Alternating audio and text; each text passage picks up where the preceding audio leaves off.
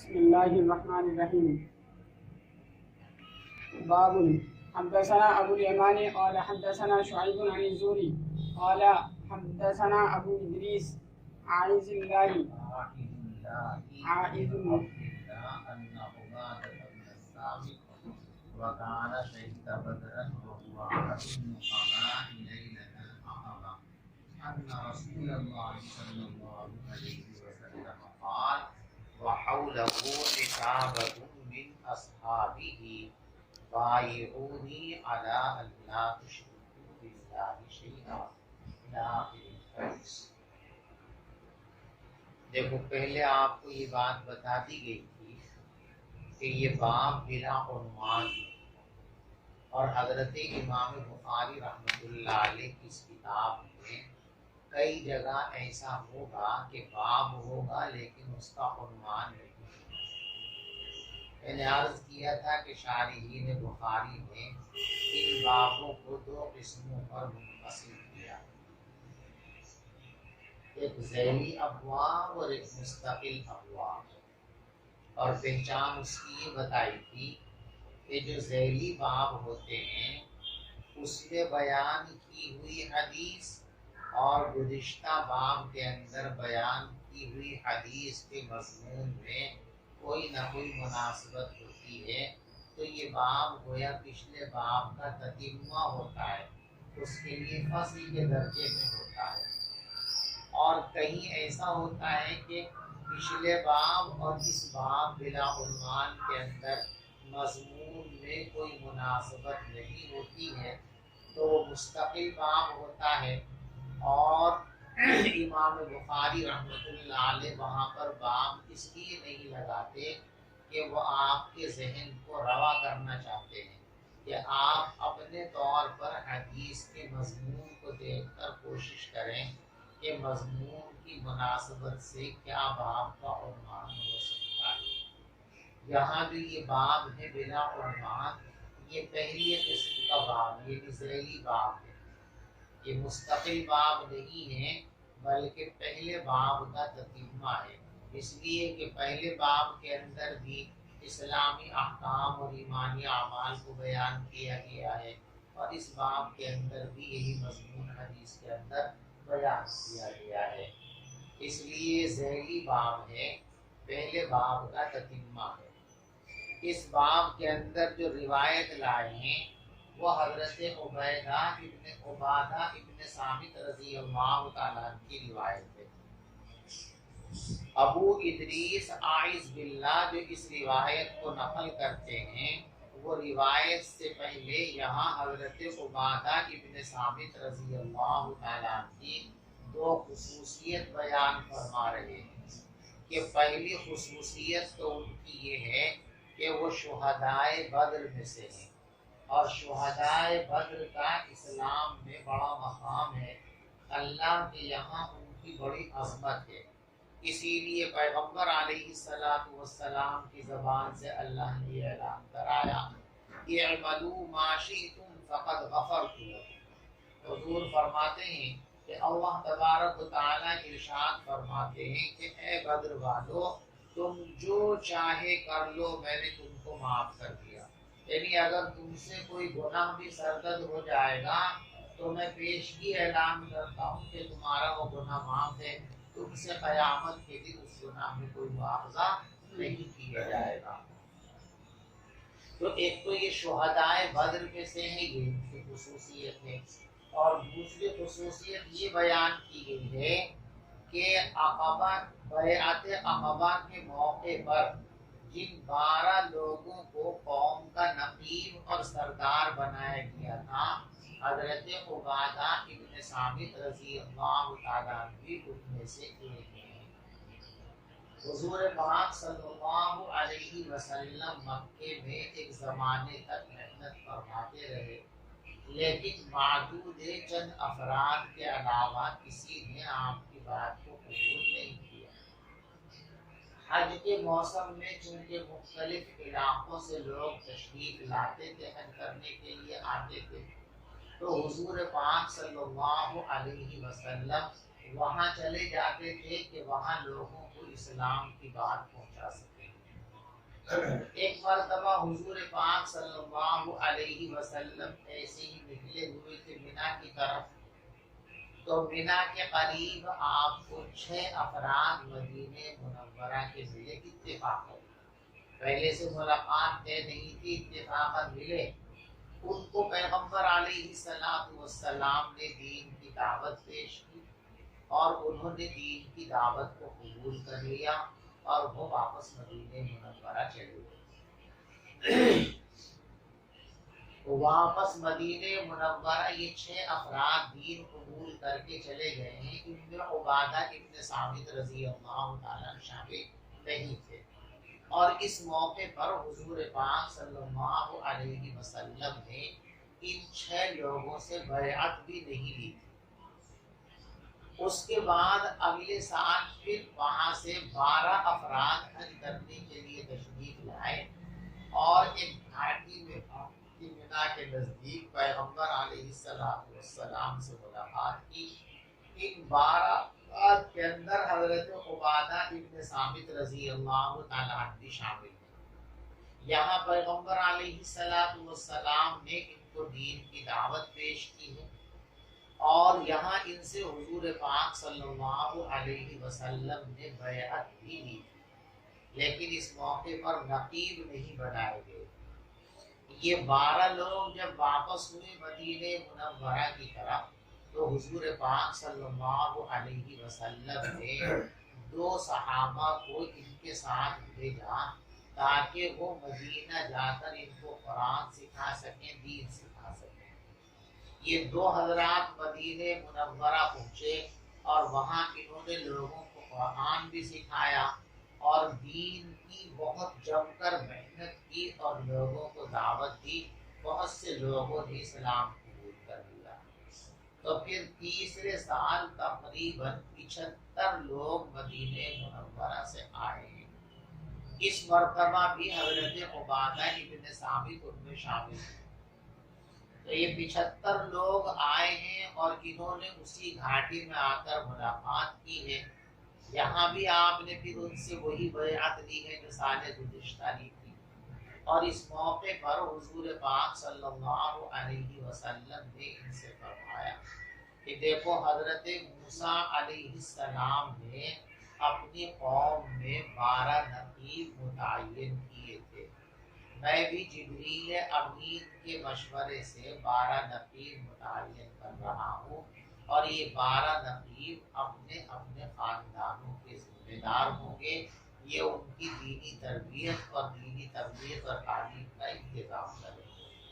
تو جن 12 افراد کو نامزد فرمایا گیا تھا نقیب کی حیثیت سے، تو ان میں حضرت عبادہ ابن صامت رضی اللہ تعالیٰ عنہ شامل ہیں، ان کو بھی نقیب اور سردار بنایا گیا تھا۔ ایک خصوصیت ان کی یہ بیان کی ہے، اس لیے فرمایا وَهُوَ أَحَدُ النُّقَبَاءِ لَيْلَةَ الْعَقَبَةِ، اور یہ ان نقیبوں میں سے ایک ہیں جن کو عقبہ ثانیہ کے موقع پر نقیب بنایا گیا تھا۔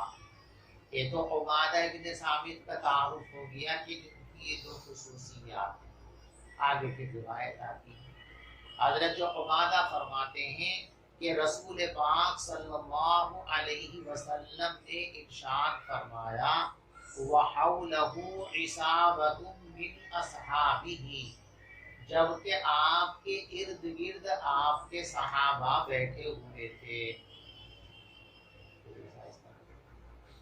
آپ کے ارد گرد آپ کے صحابہ بیٹھے ہوئے تھے۔ دیکھو باع یبیع بیعۃ، اور بیعت اس کے معنی آتے ہیں فروخت کرنا اور بیچنا۔ جب آدمی کسی سے بیعت کرتا ہے تو گویا اس نے اپنے آپ کو اس کے حوالے کر دیا، جیسے بیچنے کے بعد بائع اپنا مال مشتری کو سپرد کر دیتا ہے۔ بیعت کرنے کا مطلب یہ ہے کہ میں نے اپنے آپ کو مکمل طور پر آپ کے حوالے کر دیا ہے، جو آپ فرمائیں گے وہی ہوگا، جیسے آپ چاہیں گے وہی ہوگا۔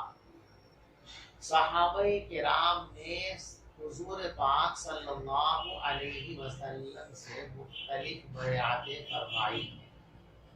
یہاں اس روایت میں اور قرآن پاک کے 28ویں پارے میں جس بیعت کا ذکر ہے یہ بیعت سلوک ہے جو صوفیہ کے یہاں خانقاہوں میں رائج ہے، یعنی انسان نفلی اعمال کی پابندی کی بیعت کرتا ہے کسی پیر سے، کسی بزرگ اور کسی شیخ سے۔ یہ بیعت نجات کے لیے لازم اور ضروری نہیں ہے۔ ایسا نہیں ہے کہ بیعت ہوگی تو نجات ہوگی اور بیعت نہیں ہوگی تو نجات نہیں ہوگی۔ اگر یہ بیعت فرض ہوتی، واجب ہوتی، لازم ہوتی تو تمام صحابہ کرام حضور پاک صلی اللہ علیہ وسلم سے اس طرح کی بیعت فرماتے، لیکن تمام صحابہ کرام کے بارے میں ایسا نہیں ہے، لہذا یہ بیعت واجب اور لازم تو نہیں ہے، البتہ مفید ضرور ہے۔ بیعت کے سلسلے میں لوگوں کے نظریات مختلف ہیں۔ غیر مقلدین، سلفی اور مودودی، ان تینوں طبقوں کا کہنا یہ ہے کہ یہ ایک بے اصل چیز ہے، بدعت ہے، شریعت میں قرآن و حدیث میں اس کا کوئی ثبوت نہیں ہے، یہ بالکل بے اصل اور من گھڑت چیز ہے۔ یہ غیر مقلدین کا اور مودودی حضرات کا خیال ہے۔ بریلوی طبقے فکر سے تعلق رکھنے والے ان حضرات کا نظریہ اس سلسلے کے اندر غلو پر مبنی ہے۔ وہ کہتے ہیں بیعت تو فرض ہے، جب تک کسی کو پیر نہیں بناؤ گے تب تک جنت میں جا ہی نہیں سکتے۔ جو پیر بنا لے گا وہی جنت میں جائے گا، جو پیر نہیں بنائے گا وہ جنت میں نہیں جائے گا۔ صحیح بات یہ بھی غلط ہے۔ اہل سنت والجماعت کا، علماء دیوبند کا مسلک یہ ہے کہ بیعت قرآن و حدیث سے ثابت ہے، بے اصل نہیں ہے، لہذا غیر مقلدین اور مودودی حضرات جو کچھ کہتے ہیں یہ بھی غلط ہے، اور یہ فرض اور واجب بھی نہیں ہے، اس لیے کہ اگر یہ فرض اور واجب ہوتی تو تمام صحابہ کرام یہ بیعت کرتے، حالانکہ ایسا نہیں۔ البتہ اتنی بات ہے کہ یہ بیعت قرآن و حدیث سے ثابت ہے اور بے حد مفید ہے۔ دو بڑے فائدے اس کے اندر ہیں۔ دیکھو، نوافل کا شریعت کے اندر بڑا اہم کردار ہے۔ نوافل ایک تو فرائض کے لیے مکملات ہیں، اور نوافل ایک جو ہے اللہ کے تقرب کا ذریعہ۔ انسان بغیر بیعت کیے ہوئے بھی نفلوں کا اہتمام کر سکتا ہے، لیکن تجربہ یہ ہے کہ اس میں پوری کامیابی عام لوگوں کو نہیں ملتی ہے۔ بیعت کرنے کے بعد عموماً اس میں کامیابی ہو جاتی ہے کہ انسان فرائض و واجبات کے ساتھ نوافل کا بھی پابند بن جاتا ہے۔ اور دوسرا بڑا فائدہ یہ ہے کہ اس سے انسان کا تزکیہ ہو جاتا ہے۔ انسان کے نفس کے اندر جس طرح رذائل ہیں، ان رذائل کا ازالہ کرنے کے لیے حضور پاک صلی اللہ علیہ وسلم کو ذمہ داری سپرد کی گئی، وَيُزَكِّيهِمْ، کہ نبی کا منصب اور نبی کی ذمہ داری یہ ہے کہ وہ لوگوں کا تزکیہ کریں، یعنی ان میں جو رذائل ہیں ان کو نکال دیں اور جو خصائل حمیدہ ہیں وہ ان کے اندر پیدا کر دیں۔ تو یہ پیغمبر علیہ السلام کا منصب ہے۔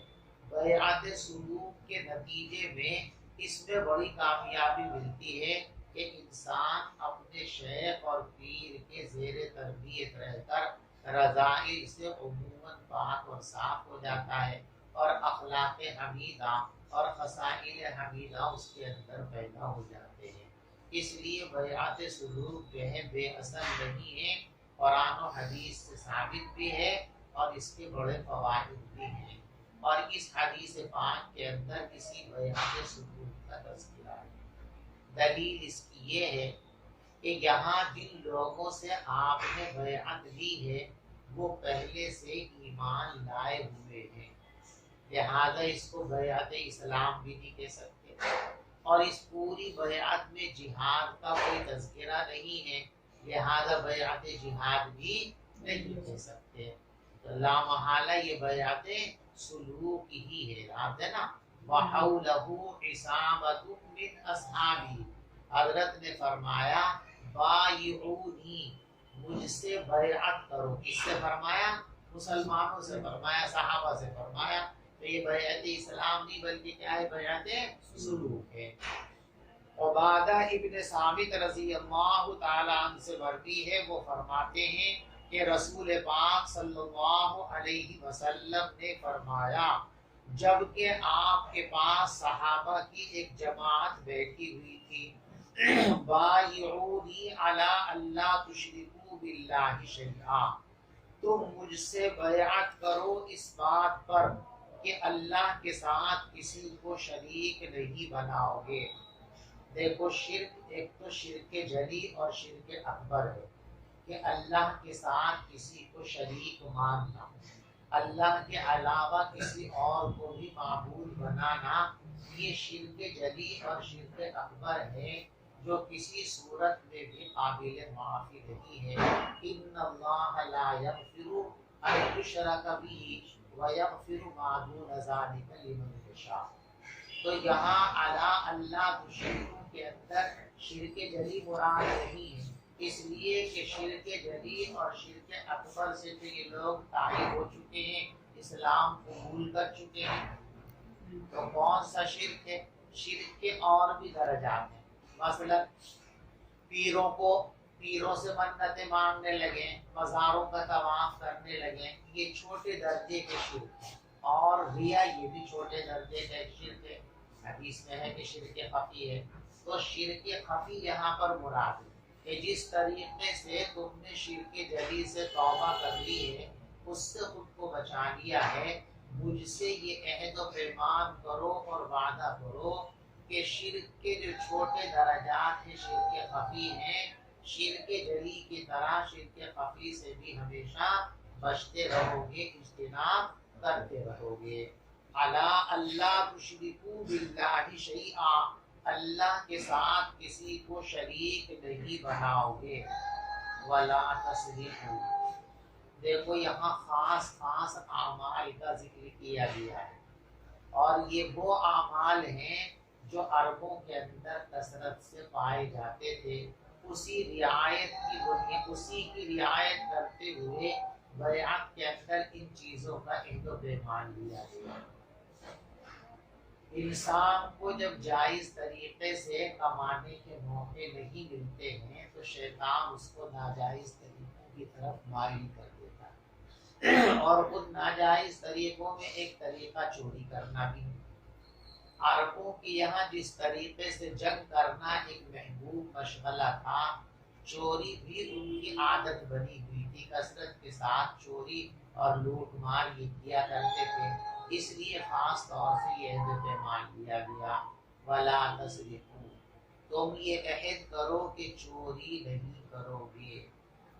ولا تزنوا، زنا بھی عربوں کے یہاں عام تھا، جیسے آج یورپ کے اندر زنا عام ہے، اور ان کا نظریہ یہ ہے کہ عورت اور مرد اگر اپنی مرضی سے کوئی کام کریں تو اس میں کسی کو مداخلت کی ضرورت نہیں ہے، تو حکومت بھی اس پر پابندی نہیں لگا سکتی، ان کی مرضی ہے جو چاہے کریں۔ یہی نظریہ اس زمانے میں عربوں کا تھا کہ زنا کو وہ معیوب نہیں سمجھتے تھے، برا کام نہیں سمجھتے تھے، اور کثرت کے ساتھ اس فعل بد کے اندر مبتلا رہتے تھے، اس لیے خاص طور سے اس کا عہد لیا گیا۔ ولا تزنوا، تم اس بات کا عہد کرو کہ زنا کا ارتکاب نہیں کرو گے۔ ولا تقتلوا اولادکم، اور یہ عہد کرو کہ تم اپنی اولاد کو قتل نہیں کرو گے۔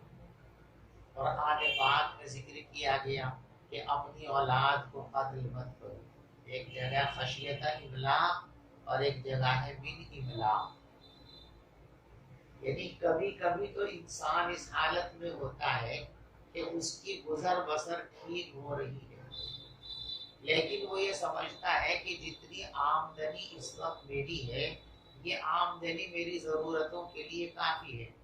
اگر فیملی اور بڑھ گئی تو آئندہ آمدنی کم پڑ جائے گی، خرچے زیادہ ہو جائیں گے، جو دقتوں میں آ جاؤں گا. اس لیے چاہتا ہے کہ اولاد نہ ہو. اس کو کہا گیا خشیت املاق، کہ اس ڈر سے کہ آگے چل کر تم تندرستی کا شکار ہو جاؤ گے، غربت اور مفلسی کا شکار ہو جاؤ گے، اس لیے تم اولاد کو مار ڈالتے ہو. یہ بات غلط ہے. تم جو رزق استعمال کر رہے ہو یہ بھی تمہارا تھوڑی ہے. جس طرح اللہ نے تم کو رزق دیا ہے، جو اولاد تمہارے یہاں پیدا ہوگی ان کے ساتھ اللہ تبارک و تعالیٰ ان کا رزق بھی بھیجیں گے. تو غربت، نادانی اور تندرستی کے خوف سے اولاد کو قتل مت کیا کرو. اور دوسری صورت یہ ہوتی کہ آدمی فی الحال بھی مفلسی کا شکار ہے، تنگی اور جو ہے ناداری کا شکار ہے، اب بھی اس کے پاس جتنی آمد ہے وہ اس کے اخراجات کے لیے ناکافی ہو جاتی ہے. تو آدمی سوچتا ہے کہ میرا ہی بھلا نہیں ہو رہا، ایک لالا اور لالی، منا اور منی اگر آ گئے تو ان کا کہاں سے آئے گا. اس لیے وہ اولاد پیدا نہ ہو اس کا اہتمام کرتا ہے، یہ اولاد کو مار دیتا ہے. تو دونوں کے لیے قرآن میں منع فرمایا گیا. خشیت املاق کا مطلب آئندہ تندرستی کا خطرہ ہے اس لیے اولاد کو مار رہے ہو، یہ بھی غلط ہے.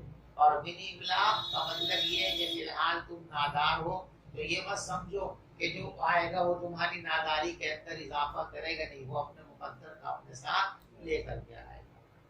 اولاد کو قتل کرنے کے مختلف طریقے. ایک طریقہ تو یہ ہے کہ پیدا ہونے کے بعد ان کو مار ڈالا جائے. ایک طریقہ یہ بھی ہے کہ پیدا ہونے سے پہلے ہی اسقاط حمل کرا دیے جائے، حمل ضائع کرا دیے جائے. اور ادنی درجہ اس کا عزل ہے، جس کے بارے میں آپ نے مشکات میں روایت پڑھ لی کہ صحابہ کرام نے عزل کے بارے میں پوچھا تو پیغمبر علیہ السلام نے فرمایا ذالک البعد الخفی، یہ بھی پوشیدہ طریقے سے زندہ درگور کر دینے کے مترادف ہے. یعنی یہ بھی قتل اولاد کی ایک شکل ہے کہ ان کے وجود ہی کو روک دیے جائے، ان کا موجود ہی نہ ہونے دیے جائے. بہرحال قتل اولاد کے سلسلے میں بھی یہ حضرات ملوث تھے، اس لیے یہ عہد و پیمان لیا گیا وَلَا تَقْتُلُوا أَوْلَادَكُمْ، کہ تم اپنی اولادوں کو قتل نہیں کرو گے. دیکھو جو عیوب ان کے اندر پائے جاتے تھے عمومیت کے ساتھ ان سے عہد و پیمان لیا جا رہا ان کے طرف کا. اس سے یہ بات معلوم ہوئی کہ جب بیعت سلوک کوئی پیر اپنے مرید سے لے تو یہ ضروری نہیں ہے کہ صرف انہی باتوں کا عہد و پیمان کرے. جو باتیں یہاں موجود ہیں ان کا تو عہد و پیمان کرے گا ہی. جو بیعت ہونے کے لیے آدمی آیا ہے اس کے حالات کے پیش نظر اس کا قید بڑھا سکتے ہیں. مثلا کوئی آدمی ایسا ہے کہ اس کو جھوٹ بولنے کا بہت زیادہ شوق ہے تو آپ اس کو بیعت کرتے ہوئے یہ قید لگا سکتے ہیں کہ یوں کہو میں عہد کرتا ہوں کہ کبھی جھوٹ نہیں بولوں گا. آپ کو معلوم ہوا کہ یہ آدمی غیبت کی بیماری میں مبتلا ہے تو آپ اس کو کہہ سکتے ہیں کہ یوں کہو کہ میں عہد کرتا ہوں کہ آئندہ غیبت نہیں کروں گا. آدمی نظر بد کا شکار ہے، غلط نگاہیں ڈالتا ہے. یعنی جو عیوب ان لوگوں کے اندر پائے جاتے ہوں جو آپ سے بیعت ہونے کے لیے آئے ہیں ان تمام عیوب سے بچنے کا عہد و پیمان اس میں آپ شامل کر سکتے ہیں. بیعت سلوک کے اندر صرف انہی 6 باتوں کی ضرورت نہیں ہے، ان 6 باتوں کے ساتھ ساتھ بھی حسب ضرورت جن چیزوں کو ضروری سمجھا جائے ان کا اضافہ اس کے اندر کیا جا سکتا ہے. وَلَا تَأْتُوا بِبُهْتَانٍ تَفْتَرُونَهُ بَيْنَ أَيْدِيكُمْ وَأَرْجُلِكُمْ، اور تم بہتان نہیں لاؤ گے ایسا جس کو تم گھڑتے ہو اپنے ہاتھ اور پاؤں کے درمیان. یہ ایک محاورہ ہے جھوٹی باتیں گھڑنے کا ہاتھوں پاؤں کے درمیان، ورنہ مطلب جھوٹی بات ہے کہ کسی کی طرف غلط بات منسوب نہیں کرو گے. وَلَا تَعْصَوْا فِي مَعْرُوفٍ، اور کسی نیک کام میں تم نافرمانی نہیں کرو گے. دیکھو فرما برداری جس کی بھی لازم کی گئی ہے، ماں ہے، باپ ہے، استاد ہے، شوہر ہے، پیر ہے، ان سب کی فرما برداری معروف کاموں کے اندر ہے، منکرات کے اندر، یعنی کوئی بھی ایسا شخص جس کو شریعت کے اندر مطاع بنا گیا ہو، قابل اتباع قرار دیا گیا ہے، اگر وہ اپنے مطیعین اور متبعین کو ایسی باتوں کا حکم دے جو باتیں خلاف شریعت ہیں، تو ایسی صورت میں اس مطبوع کی اور اس پیر کی، اس بزرگ کی، ماں کی، باپ کی بات نہیں مانی جائے گی۔ حدیث پاک میں ہے لا طاعت لمخلوق فی معصیت الخالق، اللہ کی نافرمانی اگر لازم آتی ہو تو کسی کی بات نہیں مانی جائے گی۔ ولا تعصوا فی معروف، اور کسی نیکی کے کام میں تم نافرمانی نہیں کرو گے۔ یہ 6 باتیں حضور پاک صلی اللہ علیہ وسلم نے ان کے سامنے رکھی اور عہد و پیمان لیا کہ ان 6 باتوں سے پرہیز کریں گے۔ آگے فرمایا فمن وفا منکم، بس تم میں سے جو شخص ان باتوں کو پورا کرے گا، اس عہد و پیمان کو پورا کرے گا، فَأَجْرُهُ عَلَى اللَّهِ، تو اس کا بدلہ اللہ کے پاس موجود رہے گا۔ وَمَنْ أَصَابَ مِنْ ذَلِكَ شَيْئًا، اور جس شخص نے ان گناہوں میں سے کسی گناہ کا ارتکاب کر لیا، فَعُوقِبَ فِي الدُّنْيَا، اور پھر اس کی سزا دنیا میں اس کو دے دی گئی، فَهُوَ كَفَّارَةٌ لَهُ، تو یہ سزا اس کے لیے کفارہ بن گئی۔ شریعت نے کچھ گناہوں کو قابل حد قرار دیا ہے، اور وہ 4 گناہ ہیں: زنا، تہمت زنا، اور اسی طریقے سے چوری، اور جو ہے شراب خوری۔ یہ 4 چیزیں جو ہیں حد ہیں۔ چوری کی حد ہاتھ کاٹ دینا، شراب خوری کی حد 80 کوڑے مار دینا، جھوٹا الزام زنا کا لگا دیا اس کی سزا 80 کوڑے مار دینا، زنا کا ارتکاب کر لیا اگر کنوارا ہے غیر محسن ہے تو 100 کوڑے مارے جائیں گے، شادی شدہ اور محسن ہے تو اس کو سنسار کیا جائے گا، پتھر مار مار کے اس کی زندگی کو ختم کر دیا جائے گا۔ یہ حدود ہیں۔ اب اگر کسی شخص نے چوری کر لی، شراب پی لی، زنا کر لیا، کسی پر تہمت لگا دی، کوئی بھی گناہ کر لیا، اور حکومت وقت نے اس گناہ پر اس کو گرفتار کر کے اس کو حد شرعی اس کے اوپر نافذ کر دی، تو اس کا گناہ معاف ہو گیا یا گناہ معاف نہیں ہوا؟ بات آئی؟ ائمہ ثلاثہ رحمہم اللہ یہ فرماتے ہیں کہ حدود کفارہ ہیں۔ اگر کسی آدمی نے گناہ کر لیا اور حکومت وقت نے اس گناہ کی حد اس کے اوپر نافذ کر دی، تو بس اب قیامت کے دن اس سے مؤاخذہ نہیں کیا جائے گا۔ یہ حد ہی دونوں جگہ کی سزا کے لیے کافی ہو گئی، دنیا کی سزا بھی آ گئی اور آخرت کی سزا بھی اسی میں آ گئی ہے۔ آخرت کے اندر کوئی سزا، کوئی مؤاخذہ اس سے نہیں ہوگا۔ حنفیہ کا مسلک یہ ہے کہ حدود زواجر ہیں، حدود کا مقصد ہے گناہوں سے روکنا، یہ کفارہ نہیں ہے۔ گناہوں کی معافی کے لیے تو توبہ ضروری ہے، آدمی توبہ کرے گا تو اس کی گناہ معاف ہوں گے، توبہ نہیں کرے گا تو قیامت کا مواخذہ باقی ہے۔ اللہ چاہیں گے تو معاف کر دیں گے اور اللہ چاہیں گے تو مواخذہ فرما لیں گے۔ سمجھ شریف میں آ گئی؟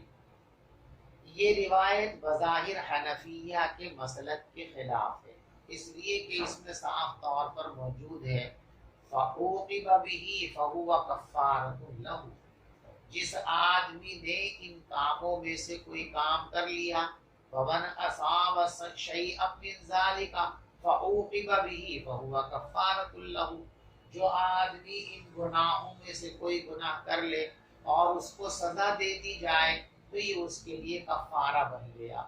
تو بظاہر یہ روایت حنفیہ کے مسلک کے خلاف ہے۔ اس لیے حنفیہ پر اس روایت کی روشنی میں یہ الزام آ سکتا ہے کہ آپ نے حدیث کو چھوڑ دیا. اس لیے علماء احناف کی طرف سے اس سلسلے کے اندر توجیحات کی گئی ہیں. علامہ انور شاہ کشمیری رحمۃ اللہ علیہ نے اس سلسلے میں یہ فرمایا ہے کہ دیکھو جس آدمی پر حد نافذ کی جائے، حد نافذ ہونے کے بعد یہ دیکھا جائے کہ اس کی زندگی اب کیسی ہے. اگر اس شخص نے حد جاری ہونے کے بعد بھی اپنی زندگی میں کوئی تبدیلی نہیں کی ہے، جیسے پہلے گناہوں کے اندر مبتلا تھا ویسے ہی اب بھی گناہوں کے اندر مبتلا ہے، تو ایسے شخص کے لیے یہ حد کفارہ نہیں بنے گی. اور دوسرا آدمی وہ ہے کہ حد جاری ہونے کے بعد اس نے صاف طور پر توبہ کر لی، اس کے لیے کفارہ بن جائے گی. ایک آدمی وہ ہے کہ اس نے ظاہری طور پر توبہ تو نہیں کی ہے، البتہ وہ اس گناہ سے بچنے لگا ہے، تو اس کے لیے بھی یہ سزا کفارہ بن جائے گی. یعنی تین طرح کے لوگ ہیں، ایک کے لیے کفارہ نہیں ہے اور دو کے لیے کفارہ ہے. حضرت علامہ انور شاہ کشمیری رحمۃ اللہ علیہ نے جو یہ تفصیل بیان کی ہے، اسی تفصیل کو ہمارے استاد محترم حضرت مولانا مفتی سعید احمد صاحب پالنپوری رحمۃ اللہ علیہ نے اپنی کتاب تحفۃ القاری جو بخاری کی ان کی شرح ہے اردو زبان کے اندر، اس میں انہوں نے اس طرح اس کو تعبیر فرمایا کہ اگر حد کے ساتھ توبہ مل گئی تو یہ حد کفارہ ہے، اور حد کے ساتھ توبہ نہیں ملی تو یہ حد کفارہ نہیں. اور فرمایا کہ توبہ دو طرح کی ہوتی ہے، ایک قولی توبہ، ایک فعلی توبہ. تو قولی توبہ ہو جائے تب بھی یہ کفارہ ہے، اور فعلی توبہ ہو جائے، یعنی وہ جو شاہ صاحب نے دو باتیں فرمائی تھی کہ صراحتاً توبہ کر لے، یہ تو توبہ قولی، اور توبہ کے الفاظ تو اس نے نہیں بولے لیکن ہمیشہ کے لیے اس گناہ سے باز آ گیا، تو یہ توبہ فعلی ہے. تو توبہ قولی یا توبہ فعلی، یعنی اس حدیث کے اندر کفارے کی جو بات کی گئی ہے وہ علل اطلاق نہیں ہے بلکہ مقید بالتوبہ ہے، توبۃ قولیت اور توبۃ فعلیہ. توبہ قولی ہو یا توبہ فعلی ہو، اگر توبہ کا تحقق حد کے ساتھ ہو گیا تو حد کفارہ ہے، اور اگر توبہ کے ساتھ جو ہے حد کے ساتھ توبہ کا تحقق نہیں ہوا، توبہ کا وجود نہیں ہوا، چاہے توبہ قولی ہو چاہے توبہ فعلی ہو، تو ایسی صورت کے اندر یہ حدود کفارہ نہیں بنے گی. بات سمجھ گئے بھائی؟ ومن اصاب من ذلك شيئا فعوقب في الدنيا فهو كفارة له، اور جس آدمی نے ان کاموں میں سے کوئی کام کر لیا اور پھر دنیا میں اس کو سزا دے دی گئی تو یہ سزا اس کے لیے کفارہ ہے. ومن اصاب من ذلك شيئا، اور جس نے ان کاموں میں سے کوئی کام کر لیا ثم سترہ اللہ، پھر اللہ نے اس کی پردہ پوشی فرما دی، کسی کو پتہ ہی نہیں چلا، تو سزا کیسے ملے؟ فہو الی اللہ، تو وہ اللہ کے اختیار میں ہے. ان شاء عفا عنہ، اگر اللہ چاہیں گے تو اس کو معاف فرما دیں گے. وَإِن شَاءَ عَاقَبَهُ، اور اگر اللہ چاہیں گے تو اس کو سزا دے دیں گے. فَبَايَعْنَاهُ عَلَى ذَلِكَ، تو ہم نے حضور سے اس بات کی بیعت کر لیے، جتنے لوگ تھے سب نے یہ جو پیمان کر لیا، 75 لوگوں نے. حنفیہ کا مسلک یہ ہے کہ عام حالات میں حد جو ہے وہ کفارہ نہیں ہے، یعنی عام حالات میں حد جاری کرنے کی وجہ سے آخرت کا مواخذہ ثابت نہیں ہوتا ہے. البتہ اگر حد کے ساتھ ساتھ توبہ قولی یا توبہ فعلی ہو جائے تو پھر یہ حد کفارہ بن جاتی ہے، اور گویا کہ توبہ کی وجہ سے آخرت کا معاملہ ثابت ہو جاتا ہے.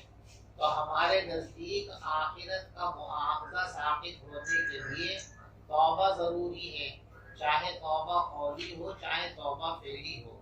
اگر توبہ کا تحقق نہیں ہے، صرف حد ہے، تو محض حد کی وجہ سے آخرت کا مواخذہ ثابت نہیں ہوگا۔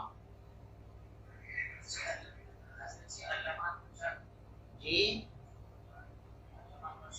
علامہ انور شاہ کشمیری رحمۃ اللہ علیہ نے بھی یہی بات فرمائی ہے۔ ان کے الفاظ یہ ہیں کہ جب کسی کے اوپر حد جاری کی جائے تو اس کے تین حال ہو سکتے ہیں۔ ایک یہ کہ حد جاری ہونے کے بعد کوئی عبرت اس نے حاصل نہیں کی، جیسے پہلے وہ گناہوں کے اندر مبتلا تھا، حد کے جاری ہونے کے بعد بھی اسی طرح وہ گناہوں کے اندر مبتلا ہے، تو ایسے شخص کے لیے حد کفارہ نہیں بنے گی، یعنی آخرت کا معاوضہ اس سے ثابت نہیں ہوگا۔ میرے بیٹے، حد جاری ہونے کی صرف ایک ہی صورت تھوڑی کہ سب پہ حد جاری ہوگی، وہ رجم والی جو شادی شدہ نہیں ہے اس کو 100 کوڑے لگیں گے تو پھر بھی وہ زنا کر سکتا ہے۔ چوری کرنے والے کی چوری کی سزا ہاتھ کاٹنا ہے تو مرے گا نہیں، وہ شراب خوری کی سزا 80 کوڑے، اس سے مرے گا نہیں۔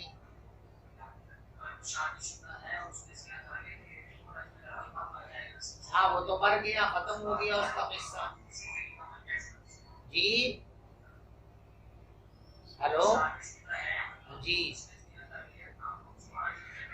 ہاں، رجم کیے جائے گا اس کو۔ ہاں، دیکھیے اس نے توبہ کی یا نہیں کی اس کا ہمیں تو پتہ نہیں چلے گا، لیکن اللہ تبارک و تعالیٰ کو اس کا پتہ چل جائے گا کہ اس نے توبہ کی یا نہیں کی۔ اگر اس نے توبہ کی، رجم ہوتے ہوتے وہ توبہ بھی کر رہا ہے تو اللہ تبارک و تعالیٰ اس کو معاف فرما دیں گے۔ اور اس نے اگر توبہ نہیں کی ہے، کیونکہ آخرت کا معاوضہ ثابت ہوا یا نہیں ہوا اس کا فیصلہ ہمیں نہیں کرنا، اس کا فیصلہ قیامت کے دن اللہ کو کرنا ہے۔ اور اللہ علیم بذات الصدور ہیں، ان کو پتا ہے کہ توبہ اس کے دل میں تھی یا توبہ اس کے دل میں نہیں تھی۔